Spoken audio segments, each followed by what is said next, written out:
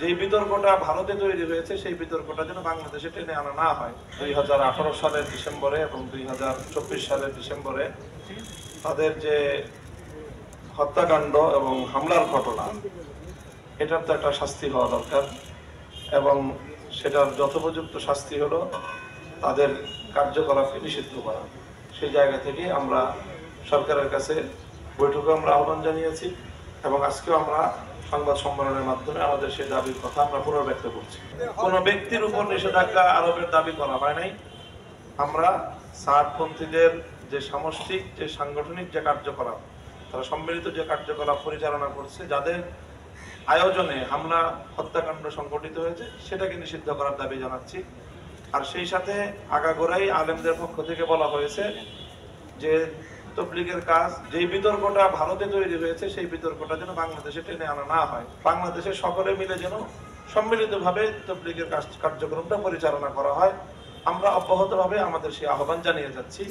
এখনো যারা ওখানে বিচ্ছিন্নভাবে কাজ করছে তাদের প্রতি আমাদের উদাত্ত আহ্বান যে এখানে তবলিগের শীর্ষ মুরব্বীরা, আলেম ওলামা যারা তবলিগে আগাগোড়াই নেতৃত্ব দিয়ে থাকেন, যারা আলেম না তারা আলেমদের থেকে নেতৃত্ব থেকে বিচ্ছিন্ন হয়ে তারা ভারতের একজন লোকের বিতর্কিত সিদ্ধান্তের অনুসরণ করছেন বলেই এই বিভক্তিটা তৈরি হয়েছে।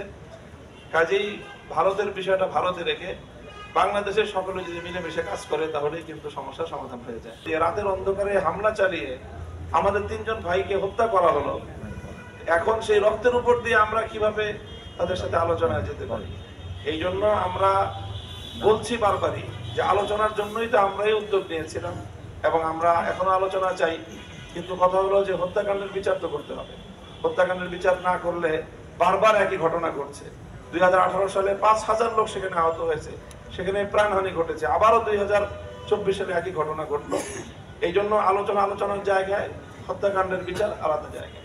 যে তারা তাদের পক্ষের কথা বলবে, এই পক্ষের প্রতিনিধিত্ব কারা করবে সেটা তারা বলে দিবে না। এই পক্ষের প্রতিনিধিত্ব কারা করবে, এই পক্ষ একটা সুশৃঙ্খল পক্ষ, দায়িত্বশীল পক্ষ। এখানে প্রত্যেকে যার যার দায়িত্ব পালন করছেন। এখানে ইনডোর দায়িত্বগুলো পালন করার জন্য ভিন্ন দায়িত্বশীল রয়েছেন। তাদের পক্ষ থেকে প্রতিনিধিত্ব করার জন্য এখানে মিডিয়া এবং সংবাদ মাধ্যমে কথা বলার জন্য, মাঠে কথা বলার জন্য তাদের প্রতিনিধিত্ব কারা করছেন সেটা তারা নির্ধারণ করছেন।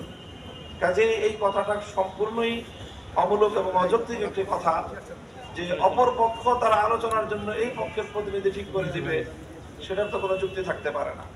এখানে তবলিগ জামাত আগাগোড়াই এটা ধর্মপ্রাণ সকল আলেম ওলামা মুসলমানদের কাজ। তো যদি ধর্মীয় কাজ হয়ে থাকে তো ধর্মবেত্তাদেরকে আপনি মাইনাস করে বাদ দিয়ে তারপরে আপনি ধর্মীয় কাজ করতে চান, এটাই তো একটা বিভ্রান্তি। এই বিভ্রান্তিই তো আমরা সমাধান এবং এই বিভ্রান্তিই তো আমরা সংশোধন করতে চাই। হেফাজতে ইসলামের কথা আমি আবারও বলছি যে এখানে আলেম ওলামা হিসাবে তারা পরিচয় আসছেন, আলেমদের প্রতিনিধিত্ব করছেন। তারা যদি কাজটা ইসলামী কাজ হয়ে থাকে তো ইসলামী কাজে নেতৃত্ব দিবে কারা, সিদ্ধান্ত দিবে কারা, ফয়সালা দিবে কারা? কোরআন সুন্নাহর এলেম যাদের কাছে আছে তারাই তো এই বিষয় মীমাংসা এবং সিদ্ধান্ত দিবে। আমাদের এই পক্ষের তবলিগের যারা মুরব্বী আছেন তারাও সকলে আলেম এবং সেই আলেমরাই নির্ধারণ করছেন যে কোন কাজটুকুর প্রতিনিধিত্ব কারা করবে। আর অপর পক্ষে যারা আছে বাংলাদেশের উল্লেখযোগ্য কোনো আলেমই তাদের সেখানে নেতৃত্বের দায়িত্বে নাই। এই জায়গাটা থেকেই তো তারা বিভ্রান্তির পথে গিয়েছে।